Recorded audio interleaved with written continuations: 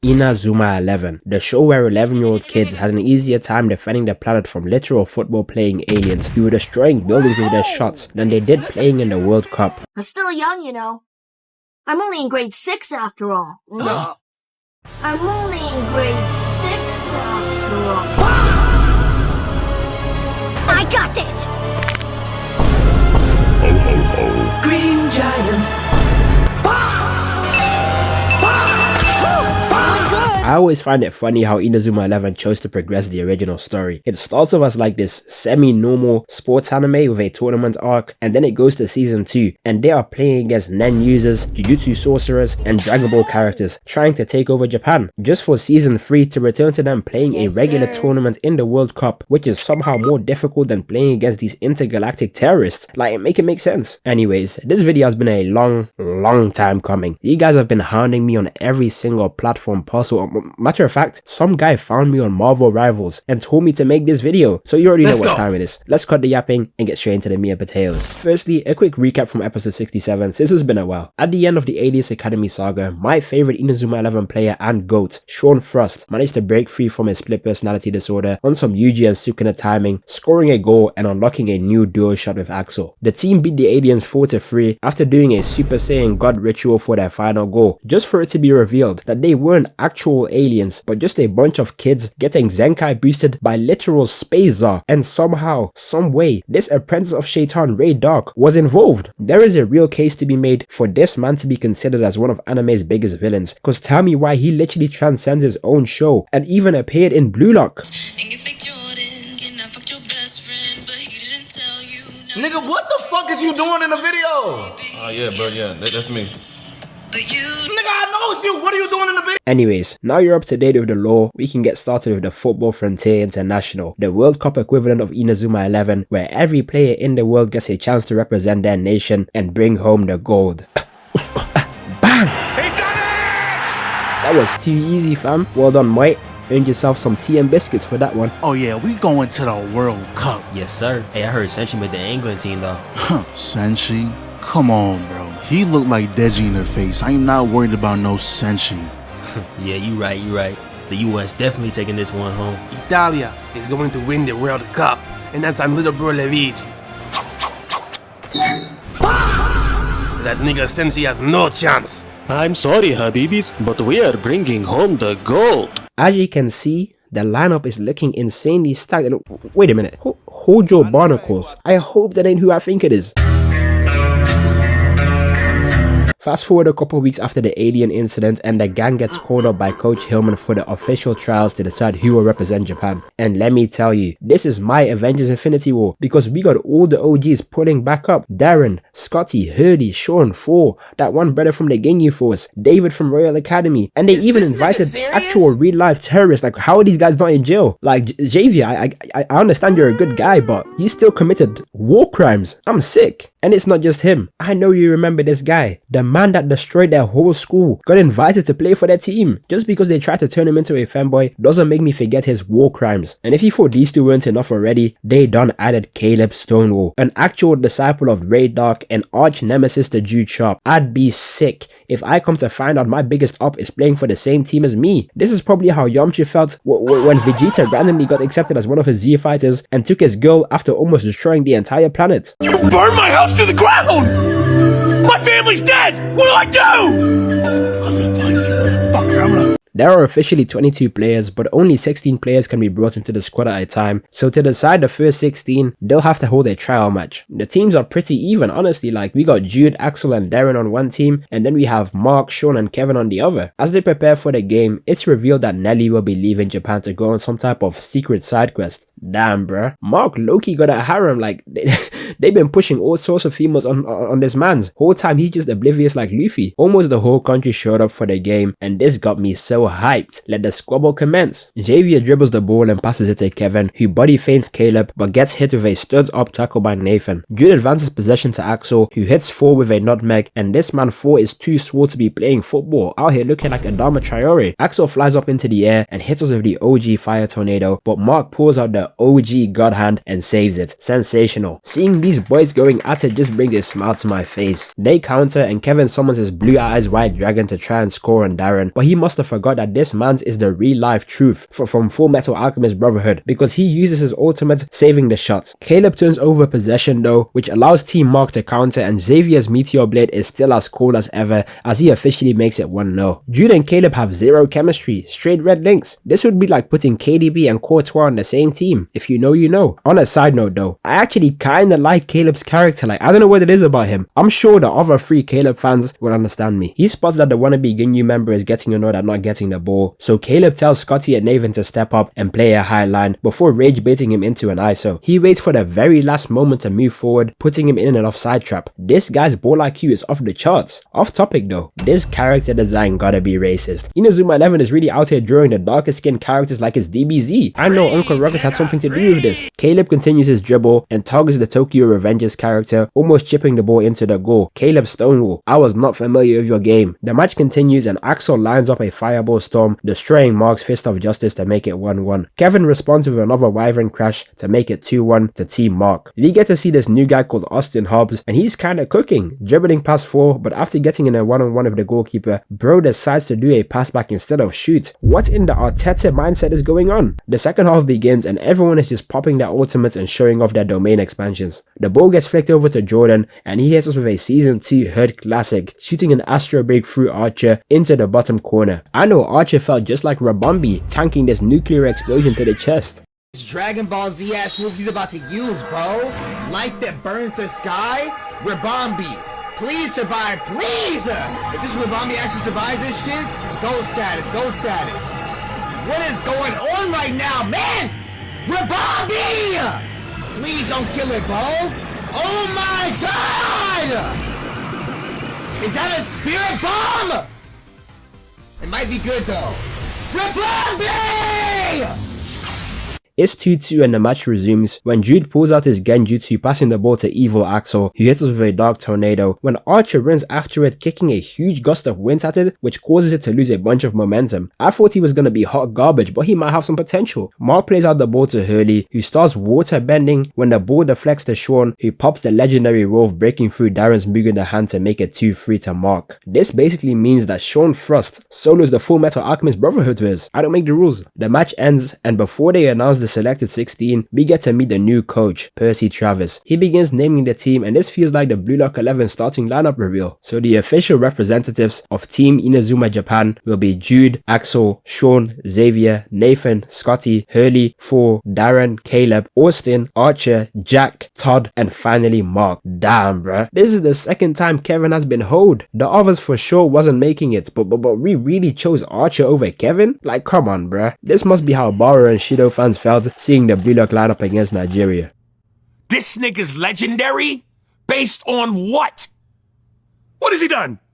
How long has he been in the game? Well, I know he got Who into the fuck knows who Scrunchel is outside of the local ghetto community of comedy? I know who he is. After integrating with the team and the new facilities, the coach pulls up and explains that his daughter Kami will become the new manager of the team. And I don't know how to explain it, but there's for sure something going on between her and Mark. Mark swears he remembers her from kindergarten, but she don't have a clue who bro is. The coach gets the business and starts violating the team, saying they are actually nowhere near good enough to fight on the world stage, just because they beat a couple fake aliens. And my response to that is, who are they going to be playing in the World Cup? Satoru Gojo? Prime All Might? Yujiro Hanma? Like, come on, bruh. The new coach is, let's say, strict and direct, because during the training match, he also tells Jack to like stop standing around and start moving, and actually compliments Caleb for playing rough, which leads to everyone starting to think that the coach is like a bad guy. Celia and Willie go to the Football Association to try and find some info on Travis when they figure out that there is a big rumor about him previously having destroyed a whole football team and being labeled the cursed coach. Damn, the plot thickens. Fast forward and it's time for the official draw. How it works is that the world has been split into 5 regions, and each region will have a knockout stage battle to decide who will represent which region. The Asian region has teams consisting of Korea, Australia, Qatar, Saudi, Japan, and some others who didn't even get mentioned. Inazuma Japan's first game will be against Australia, so they want to use the remaining time wisely and keep training. But that's when Coach Travis pulls up and straight up says that no one will be allowed to leave that room until the game day. This is probably how Manchester United feels listening to Almiron's pre-game tactics. The team is reasonably so outraged, and we get a little montage of all of them trying to sneak out and go and train. But Coach Travis is holding down the fort like a Five Nights at Freddy's security guard. After a few more attempts, Hurley decides to do a solo bus run, and he caught Coach Travis lacking, so he skedaddles out of there to go and train. But when everyone else tries to leave, bro's back at spawn. Some more time passes, and these hooligans pull up to the training facility, and my Tokyo Revengers character comparison from earlier isn't even starting to sound that crazy, because they are part of a gang looking for Archer. The difference between Japanese gangs, UK gangs, and US gangs is always so funny to me. The big fella over here is holding a damn broom. This Labubu can't be any taller than 3'4" out here built like your Kaizen, and bro Chacho with the skateboard is wearing a crop top in 2006. He must be a Carti fan. Archer asks the coach if he's allowed to go see them, and he lets him. So it turns out that Archer was actually a certified roadman before joining the team, and was scouted by Coach Hillman for his amazing strength in his legs. So these actual bums, certified losers, are asking bro to quit his chance at professional football for the Japanese national team to come be a thug. What? Do you know how much money there is in football? Imagine your day one gets scouted to go and play for England in the World Cup, and you start influencing him to stay on the streets instead. The CIA is up 1,000 right now. John Morant is corrupting the youth. We cut back to the team, and after a bunch more attempts, they just fold and start training in their rooms instead, working on drills in tight spaces, whilst Hurley works on his new move in the ocean. The 2 days pass, and it's officially time for the Football Frontier International's first game. The starting lineup is Axel on strike, Sean on the left wing, and Xavier on the right. We got Jude, Nathan, and Jordan on midfield. In defense, we got Jack, Scotty, Four, and Hurley, and of course Big Stepper, Ball Stopper, Mark in goals. It's a solid lineup, I won't lie. My goat Caleb really getting that borrow treatment though. They kick off and start their attack, but Team Australia is running that prime PSG levels of pressing. I'm talking about 4 man on the ball off rip. They snatch the ball and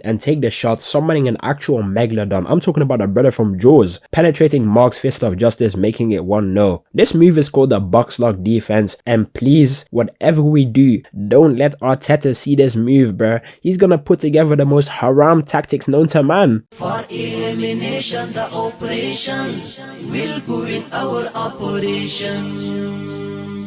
If who act against our nation, we bravely target that nation. If who don't... Coach Travis is standing there like Jose Mourinho though. I'm not feeling the pressure, no. You gotta put pressure on me. Whilst Caleb is on the bench, participating in a successful hate watch. The game continues, and Australia is playing prime Arteta and Yahoo ball, prime Simeone ball, prime Stoke ball, pure defense and capitalizing on the counter attacks, forcing Inazuma 11 on the back foot. The coach finally says something and explains that the answer for beating the defense is inside them. Jude begins the next attack and realizes that this defense is just like being trapped in a box, as he begins evading and holding onto the ball like Sergio Busquets before capitalizing of their mistake and getting the ball to Axel, who does the same thing as Jude and passes it to Sean, who gets the first shot of the game. But this is still a world-class team, so they'll have a world-class goalkeeper. Bro summons a water wall like he's a waterbender during a full moon and blocks the shot. Axel intercepts and follows up with a fireball storm, but Qatar's cousin manages to block that too. Australia makes some subs, and these guys are now more focused on individual defending because they done subbed in the boulder from Avatar The Last Airbender. The game is very even right now as Jude carries the ball when 2 Australia players come in for a double slide tackle. Ref! Do something, this can't be legal. Jude dodges the first one, but the second one genuinely flatlines him. No card, no nothing. Jude is completely injured and forced to be subbed off for Austin Hobbs. Coach Travis also says he knew that Hurley snuck out and wants him to score a goal with the new move that he's been working on. The second half starts and Austin is already cooking. I can tell he's gonna be tough. He passes it to Axel, who gets his fireball storm saved again, but that's when Hurley has this great eureka moment and figures out how to break through. He leaps 20 feet into the air and evolves his tsunami boost, breaking through the barrier reef, making it 1-1. That's what I'm talking about. That's why he's the MVP. Jude realizes that this coach is a strategist on par with Eisen. It's like he predicted everything that was about to happen, so he asks him about the rumors, but Travis is nonchalant maxing and tells him that it's none of his business. That's when Coach Hillman pulls up and he explains everything. He used to coach a team called Sakurazawa Jr. and they were the favorites to win the Football Frontier tournament. But one day, before it was about to begin, they got into a fight with another team where a player got injured. Now, if they had reported it, the team would have been disbanded and the Sakurazawa player's career would have been ruined. So Coach Travis instead decided to shoulder all of the blame, harboring the nickname of the cursed coach. Damn, he really sacrificed himself, but it doesn't just end there, because the team they got into a fight with was Royal Academy, which means Ray Dog. This is Blackbeard levels of hating, moderate levels of hating. This man hasn't been on screen in like 40 episodes and he's still the main villain. My respect for Travis on the other hand has gone all the way up. The game resumes and Team Australia brings on another player player to man mark Hurley the same way people guard Steph in the NBA. The entire team is marked and Jack has the ball, so now he's forced to run it up like he's Kurt Zuma. He plays a through ball to Austin, who dodges the defender and passes it to Axel, who evolves mid-game, turning into Lord Ozai, sending a whole fireball into the back of the net. Look at the Australia goalkeeper. This is probably how Goku and Raditz felt when taking that blast from the special beam cannon. And that's it. It's officially 2-1. Axel isn't happy though, because Austin got that reverse blue lock mentality. Bro would rather pass than shoot an open goal. The next team they play against is the Qataris, but before we can do that, we get a couple side quests. Celia, Mark, Axel and Cammy were walking down the road to check up on Austin when Archer's purple hand gang pulls up and starts harassing Cammy. My nonchalant dreadhead Axel was ready to stand on business, but that's when Archer pulls up talking pure smack. You ain't never gonna be shit. Your mama ain't never. Your mama wasn't shit. Your daddy wasn't shit. You think you gonna be some shit? This Felix guy has taken over the gang and is now wreaking havoc. Bro thinks this is a windbreaker. He orders Archer's old friends to jump him when Archer clocks his foot back and practically off-screens 3 of them. Archer was really a demon in the streets. He probably solos Mikey, Sakura and Yusuke Urameshi in a 3v1. Mark breaks up the squabble and this guy decides to leave. Archer dips out 2 on some casual shit, so Mark and the others make it to Austin's house. Austin's sister Rachel lets them in and Austin's mom explains that because she's been so ill, Austin and Rachel have been helping her run the restaurant, so every single day after training, he goes and does a full night shift as a delivery boy. Austin is such a goat, bro. I already liked him before, but I like him even more now. I know for a fact their family restaurant has some good eats. Hey, not to sound insensitive, but you know you're about to eat some of the best Asian food of your life when there's a little boy at the counter taking your orders. I said what I said. Mark being Mark wants to help him out, so everyone tags in and they start their cooking mama side quest to help Austin and his family. This is really the type of random side quest Persona fans need to do so that they can get back to their dating simulator. Even though this is explained as to why Austin leaves training early, it still doesn't explain why he refuses to take shots even when he's one-on-one with the keeper. Fast forward and they get ready to start the Qatar game. Inazuma 11 is running the same starting lineup as last game, whilst Qatar is sweet mother of pearl. Hello Habibi. And what might your name be? You free on Thursday? Like, Think I can get you? Are you serious, my brother? Sorry, we must stay focused, brothers. We must stay focused. They kick off and you can see that the Qataris are a powerful and aggressive team, but Inazuma Japan is matching them. Jude passes the ball to Axel, who lays it off to Sean, who pops his legendary wolf as the Qatar defender wittingly takes this nuclear bomb to the abdomen. The ball goes out for a corner, so Nathan lines up to take it, and just when I thought he fluffed it, this man uses Itoshi Rin levels of curl and it flies into the top corner. This is the type of goal you can only score when the wind speed is like 90 miles per hour. Qatar tries to counter, but Jordan snatches it, who lays the ball off to Sean, who dummies it to Xavier, who uses his meteor blade, making it 2-0. I really thought this was gonna be a 10-0 game at this rate. Yo, off topic, man. This character design has to be racist. The animation team consisted of Ghetto, Frieza and Toby Rama. The hairline, the goatee, the eyebrows. I wouldn't be surprised if his name was Abdi Rahman, out here looking like AJ Shabil. Yo.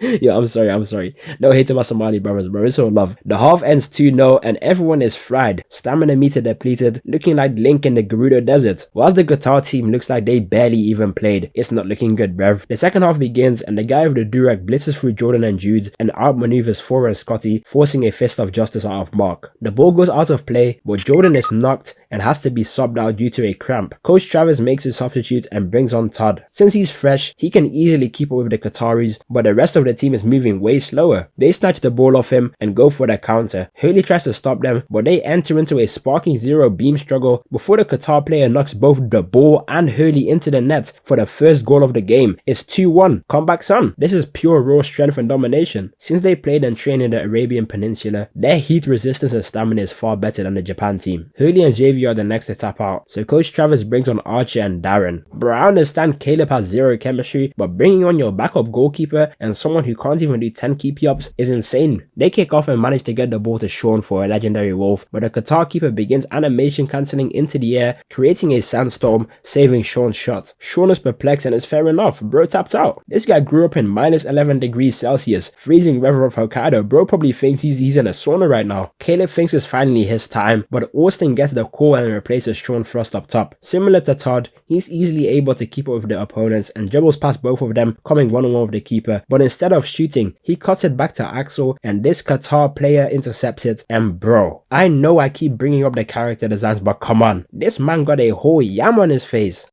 Get that yam off your face, nigga. big yam face. They go on the counter, but Darren clutches up with the tackle. Nathan dribbles the ball to the corner, crossing it in, but just when it seems like it's about to be intercepted, Austin pulls through with a chest control and has an actual open goal. Look! It's physically impossible for the keeper to get it. He's in the 5-yard box. This is genuine open goal. But Austin randomly gets some type of Mushoku Tensei flashback and gives the ball to Axel. Astaghfirullah. Look at this frame, bro. Where is his egoist mentality? He always selling my team harder than Mudryk in 2023. Axel angrily takes the shot and the keeper saves it with his sandbending. Axel confronts him when Austin says he just shouldn't shoot. This being Inazuma 11, I thought they were holding his mother hostage and they were gonna kill her if he scored or something, since they did something similar to Axel's sister. But no, the real story is so basic. When he was younger, he was way better than all the other kids and he just kept scoring goals, to the point that the people around him started calling him greedy and selfish, so he decided to stop scoring and instead pass to his teammates so that they could score instead. Ego Jinpachi, I need you to have a word with this young lad over here. The Desert Lions go on the counter when their striker takes a shadow clone shot, but Mark manages to save it as it goes out for the corner. Short corner taken quickly gets played out when they cross it in for a fast header, making it 2-2 with less than a minute left of injury time. Inazuma Japan is basically fried because if this game goes into extra time, they won't have any stamina left to compete. Austin is still on his nonsense passing the ball to Axel, so Axel blasts it back at him and basically tells him to lock the hell in. This is the damn World Cup, not a 7-a-side kickabout at Power League. Everyone wants to win, no one cares who scores the goals. It's just about winning as a team. Don't put on a show, you win the game. Don't put on a show, you win the freaking game. That speech from my nonchalant freeform demon Axel Blaze shocks Austin right into gear. It's like he's a whole different person. The confidence is oozing through the screen. The Desert Lions go on the attack, but Archer presses them, allowing Nathan to intercept it. Jude passes to Archer, who comes face to face with the three Qatar players, but dribbles past them like prime Neymar. This is that real Joga Bonito. His theme starts playing, and bro is just dancing through the field with a smile on his face like Rafael Leao. He continues to advance when Austin comes face to face with the keeper and uses summoning jutsu to summon a literal Siberian tiger and Bomba clouds it past the Sand Tornado. That's what I'm talking about. He's the real MVP. Seeing him all smug makes me happy, man. Bro did a full 180 from a humble boy to an Asagi level problem. Jack begins asking the real questions and wants to know why they didn't bring this guy to fight the aliens and where he was when they were fighting against Greek gods. That's when Austin explains that he was way too young to be allowed to play. This demon is in 6th grade. For all my non-Americans, if you're in 6th grade, that means you're between 11 and 12 years old. What? So when I was playing with Skylanders and watching Victorious, this man was scoring for his national team. Yeah.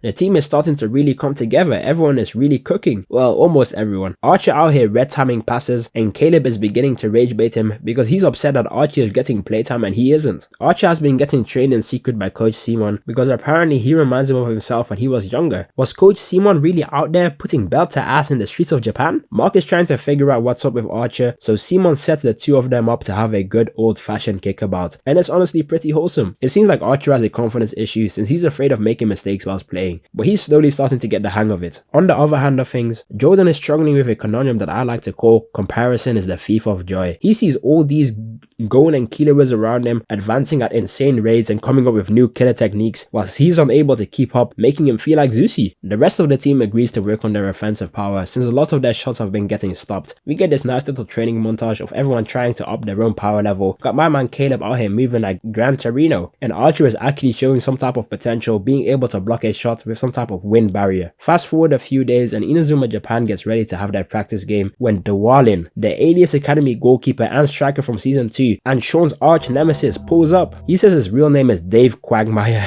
Okay, that's such a stupid name, bro.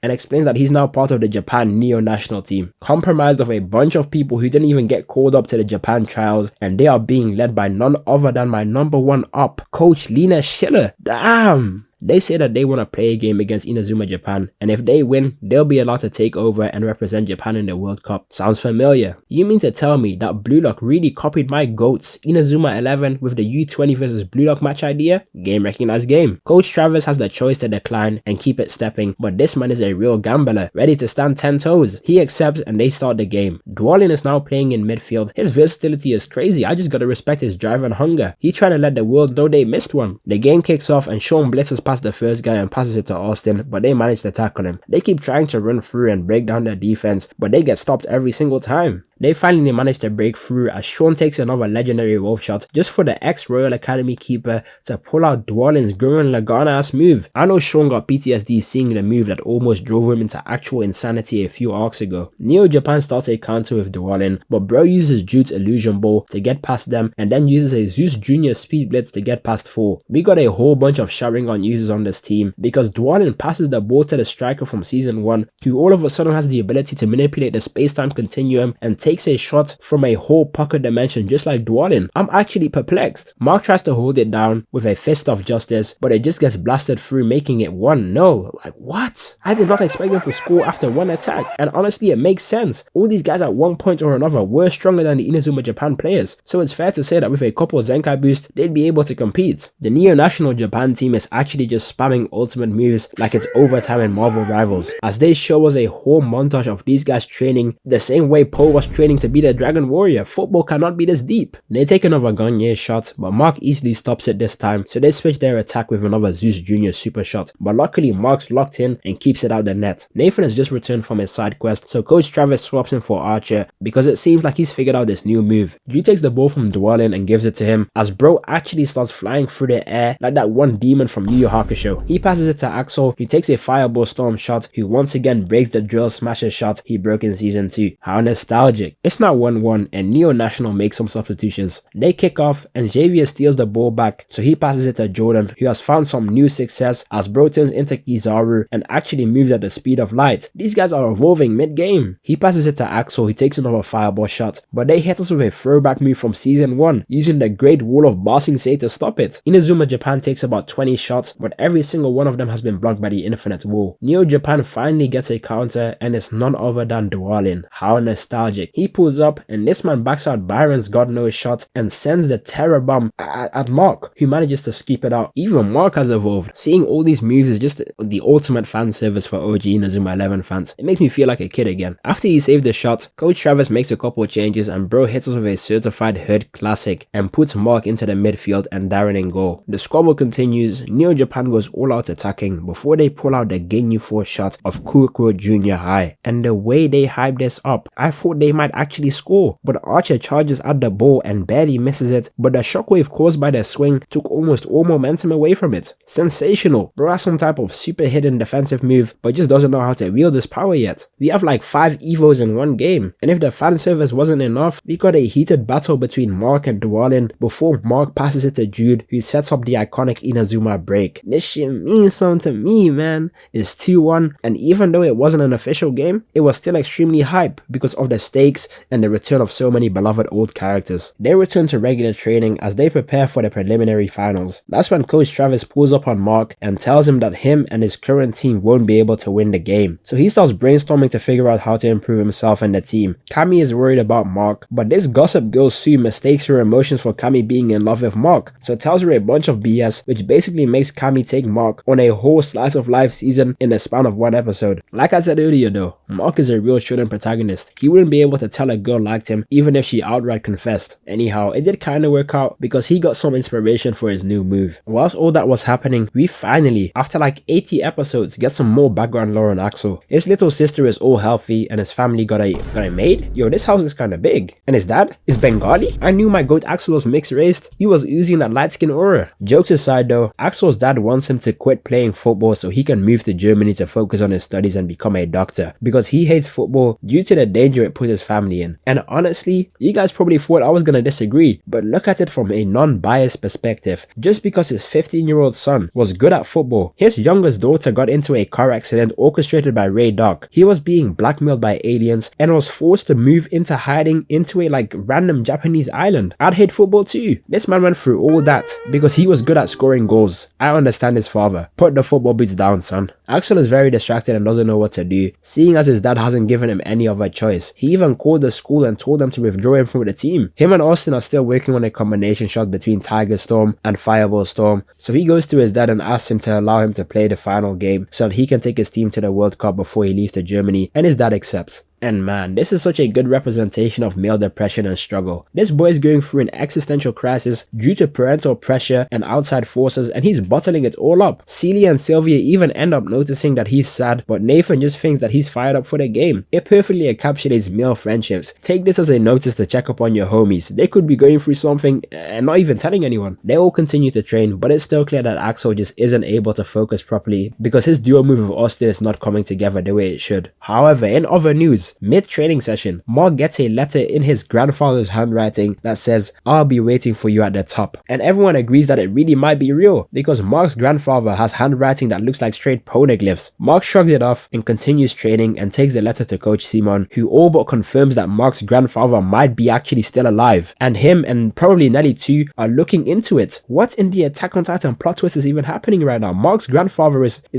pulling an Obito on us. After getting hit with this life-altering news, he runs into Axel training by the riverbank, and he too notices that there's something wrong, but Axel nonchalantly shrugs it off before sitting down and telling him everything. Mark is obviously upset. He's about to lose his day one for a second time. A few days passes and they find out that they will be playing against the South Koreans, who beat Team Saudi Arabia 4-0, and they are the current favorites to win the tournament. They all get hyped up to train when coach takes them to this doo-doo mud field and tells them they can only play in here until the day of the game. I feel their pain. This is really on par with the average Sunday league field on a rainy Tuesday night in Stoke. Everyone is reluctant, but Axel steps in as everyone follows suit as they continue their training up. Mark goes to find Axel's dad and begs him to let him keep playing football with his heartfelt message and sincere bow. But I just realized where Axel got all his nonchalance from, because his pops just shrugs Marks off and keeps it stepping. After a couple more days of training, it's finally match day, but as they are driving to the stadium, this bum that lost a 4v1 is back wreaking havoc. You have no aura, bro. The only tough thing about you is your bike. Archer, Mark, Thor and Hurdy are ready to squabble. I have to respect it. And is that my goat Sean in the damn bus? If you don't get your ass on the front lines, did he think we forgot that he literally killed a grizzly bear with nothing but a football? Just got a drop on his flexing neighbor. He from Tennessee, I got a thought. She be with the shit. She told me where he be. I said for sure, baby, let me know if you wanna eat. She like, fine, you already know. Just put your girl on fleek. I'm like, cool, I can do that, boo. What you want, some shoes? Jimmy Choo with that handbag too. Red and navy blue. She get the smiling. She ain't used to this, cause she ain't used to shit. I just laugh. Could've been a pimp the way I move my lips. I be speeding. Could've been a but they realize that if they fight, they'll be suspended. So Archer offers to take the fall, but before he can flatline these bums, his day ones, his compadres, his brochachos step in and hold it down, allowing Archer and the team to get away. Hey, Pipsqueak, you're a real ass person. I got nothing but respect for people like you. They make it to the stadium just in time and prepare for their game against Korea when a familiar voice calls out to Mark. Hey, if it isn't my favorite femboy Byron, Gazelle and the Beyblade protagonist, they are all on Team Korea because it turns out they were actually Koreans. Now then, I gotta make a public apology because we have been hoodwinked,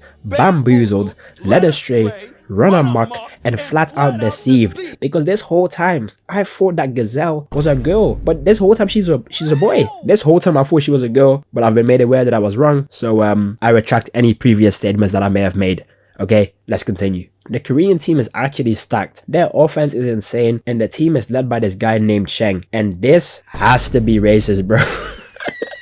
Not only did they violate with the voice actor, but they made my boy look like Brock from Pokemon. This is foul work. This reminds me of when solo leveling violated all the S-rank Japanese hunters to show off Korea's superiority. This is really a back and forth rivalry. Can someone explain to me the beef between Japan and Korea and China? Like, what's going on? Apparently this Cheng guy is meant to be some insane football strategist of this generation, but they must not be familiar with my Gouenji Shuuya. They get ready to start the game when Coach Travis asks Mark whether he thinks they have what it takes to win the game. And here bro goes again with these riddler questions. Mark says they are going to win, but Travis replies and says that Inazuma Japan will be able to win this upcoming game, and Mark not being able to understand that makes him a failure of a captain as he decides to bench him and play Darren instead. I guess he wants Mark to be more critical and work on his battle IQ, because up to now, Jude is the one who's been kinda leading the team with the tactics and the ideas. Mark has kinda just been, there as a morale booster. Jude is the captain for this game, and they kick off with the fast break for Xavier to throw out a meteor blade off rip, but they forget that they had a firebender in net as bro begins slapboxing the ball, returning it to sender. Bro looks like Boom Boom Explosion Man from that one episode. Cheng needs the counter attack and plays a long ball to Byron, who hits us with a certified classic and grows angel wings like he's Icarus and shoots the ball. Darren is the gatekeeper of truth for a reason though, and manages to save the shot. The game resumes and the entire team is genuinely so disorientated. Axel was slide tackling, Archer thinks he's Martinelli, and the rest of the squad is easily getting dribble past. Just when it seemed like Gazelle and Jean are about to break through on goal, my clutch shooter Sean whips out a new defensive move called Snow Angel. He freezes both of them and takes the ball upfield and passes it to 4 as they use their new super move called Thunder Beast to break through the Korean keeper's thunderclap to make it 1-0. No cap, it's not ridiculous to say that Sean at this current moment in time is probably the best player on the team. His defensive and offensive capabilities genuinely make him unmatched. Coach Travers isn't smiling though. He's moving like he knows something that we don't. They start another attack, but Sean pulls out the Snow Angel and starts the counter. He lays it off to Hurley. When these kids begin Naruto running so fast, they create 2 entire whirlwinds. And just to put it into perspective, a tornado averages out at around 300 miles per hour. That means, with some quick calculations, it's entirely possible to skill almost every single person on this field to at least My Hero Academia level. They really solo your favorite verse. I have never seen Megumi pull off a feat like this, I'm just saying. This move is called Perfect Zone Press, and anytime I see a red dragon in any form of fiction, the first thing my brain goes to is that one cartoon I used to watch as a kid called The American Dragon. Let me know in the comments if you remember. The ball ends up getting stolen from Hurley and he tries to brute force Runer's Ray through it, just for bro to get bounced off like he's playing Brawlhalla. They decide to both charge in at the same time, but just as that happens, they undo the jutsu, causing both of them to collide and get injured. Ref, do something, this can't be legal. Both Sean and Hurley have to come off injured, and that's just crazy. They really gave Sean the Levi Ackerman treatment. When you're so overpowered, they have to injure you just to nerf you. The game continues, and this time Thor and Archie get put in the domain expansion. They take it off them and go on an insane counter run before Cheng physically assaults Jack with the ball and passes it to Jean, who takes the iconic atomic flare shot, defeating Darren's Moog in the hand to make it 1-1. These Koreans really came with built-in domain expansions. Where were they when my peoples was getting no depth in Shibuya? The game resumes and Jude does what Jude does best and quickly realizes that the mud training was all in preparation for this. When you play in a muddy or bad pitch, you often play long ball football to prevent the ball from touching the field as much as possible.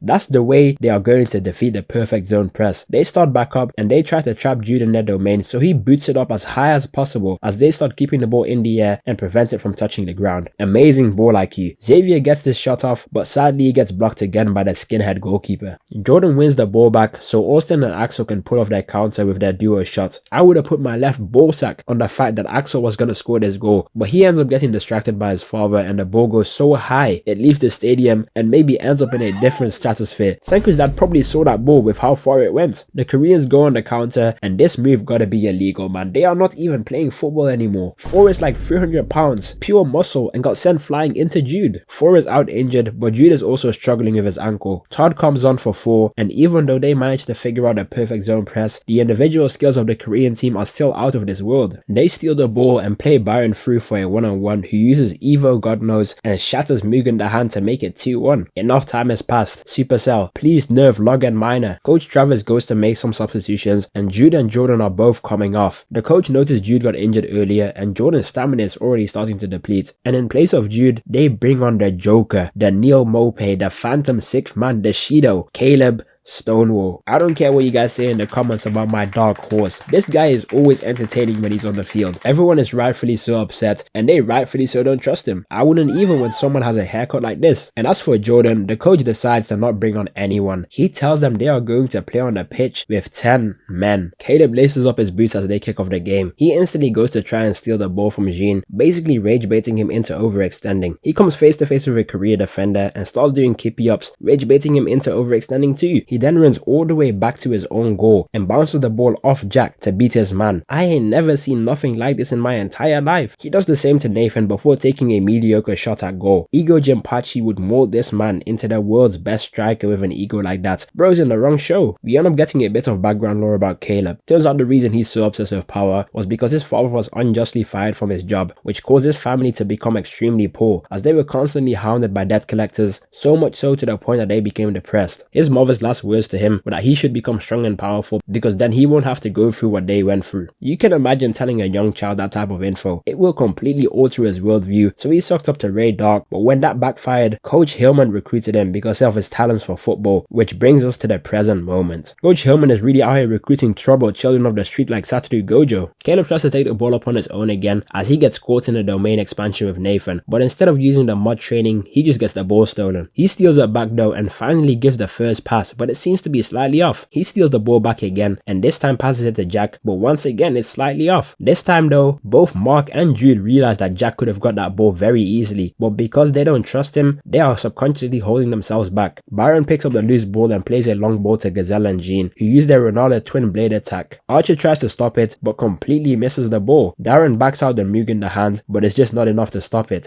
so Scotty and Todd sacrifice themselves to keep it out. Mark now realizes that Archer is scared of making a mistake and subconsciously holds himself back. And lastly, Axel and Austin once again fail their big duo shot as it all begins to click for Mark and he's connected all the dots. He goes to Coach Travis and explains that he wasn't looking out for his team properly and was only focused on himself, but now that he's been watching his team from the sidelines, he's been able to identify all the issues. Coach Travis accepts and brings him back onto the field together with Jude. He wastes no time and begins chewing out Nathan and Jack for not receiving Caleb's passes. It turns out that this man is actually a strategist on par with Jude, if not better. He just has horrible people skills. His passes are designed to get the very best out of his teammates, and the little stunt he pulled at the start was to gauge his teammates' strength and the opposition team's strength. He's kinda like Akashi in a sense. The match recontinues and Caleb steals the ball back before giving one of his passes to Jude, who actually connects as they start playing beautiful tiki-taka Barcelona style football. He does the same with Jack and Nathan, who are both now receiving his passes, and I don't know what it is, bro. Just seeing everyone huddle around Caleb and support him truly brings a smile to my face. I'm cheesing ear to ear just recording this. Cheng tries to stop Caleb, but Jude comes and supports him as they create an actual rip in the space-time continuum by striking the ball at the same time. I'm flabbergasted. They break through as Caleb flicks the ball into the air for Nathan and Jack to fly up and land a combination overhead kick to blast through Batista and make it 2-2. This is how I'm going to be describing that one Ronaldo bicycle kick to my kids once I grow up. Caleb actually seems to be happy, and I'm just happy that my boy is happy. The game recontinues and Korea is scrambling to end this game on the fast counter, so they pop it over to Byron, who uses another God break, but Mark punches it out the net. Everyone is happy, but Byron says he expected no less and steals the ball back before doing a trio shot with Gazelle and Jean, evolving the God break into the Chaos break. It's genuinely flying through the air at Mach 10 speed. It looks like something Gilgamesh would conjure up. Mark tries to use the Fist of Justice, but it's to no avail as it shatters right through it. I know for a fact Korea are using Evo credit card, cause this makes no sense. Out here using level 15 P.E.K.K.A in Arena 4 like XQC. Instead of trying to hold the lead and defend, Team Korea goes out for yet another Chaos break, trying to kill the game off completely, but luckily Nathan intercepts the pass and gives the ball to Archer, who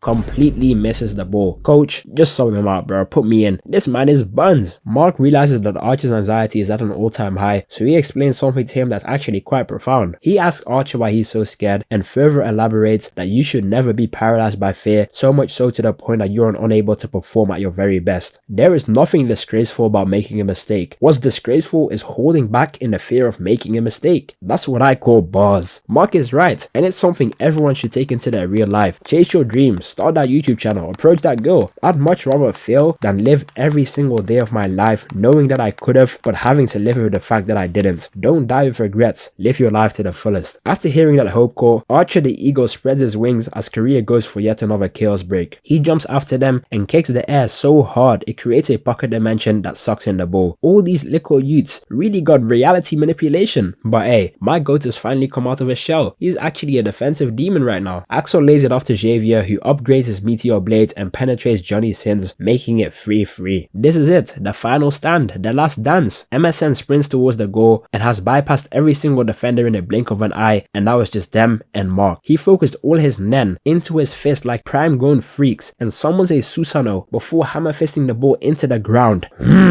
This man done elevated again. This man done evolved again. Mega Mark kicks the ball up to Xavier, who gets the ball to Axel, and it's now or never. They go for the Tiger Storm. This is it. And they miss? Axel Blaze, bro, you're selling my parlay, lock in. Even Mark is pissed, and I understand. He gives Axel another one of them David Goggins speeches, talking about some who's gonna carry the boats, and that snaps Axel right back into place. The Korean goalkeeper takes the kick, but my demon Caleb intercepts it, sending it back to Axel, who teams up with Austin for the Tiger Storm. And just by the way Axel's stand was glowing, I knew this was barbecue chicken, out here looking like Muhammad Avdo. Kratos tries to use one last explosive slap, but that don't work. There's no way out of this one. That's cash, 4-3 to Team Inazuma Japan, but there's still time left on the clock, and you know it's about to go down when a character with this character design fully opens his eyes. He gets the Bolter Byron, Gazelle and Jean, and Mark is having his Cell Saga Gohan moment. The fate of the universe is in his hands. He pops his ultimate and goes into a beam struggle, just about managing to save the ball as the ref blows his final whistle. That's what I'm talking about. This really means something to me. I don't care what anyone says. Caleb Stonewall was the man of the match of this game. 2 assists and completely changed the game. And on top of all that, Axel's dad was watching the whole time and has actually decided to let him stay and finish the entire tournament. W pops. And with that, we summarize the Inazuma 11 World Cup qualifiers. I know I made you guys wait a long time, and I'll make sure to drop a follow-up video very soon. And you know what? If you get my Instagram to 5k followers, I'll get you guys a new Inazuma 11 video within the next couple of weeks. How does that sound? That's a deal right there. Anyways, that's the end of the video. I hope you enjoyed. If you want to see like other Inazuma 11 videos or my other content, you can click right here and make sure you subscribe. I'm trying to hit 200k by the end of the year. That's it from me. Peace.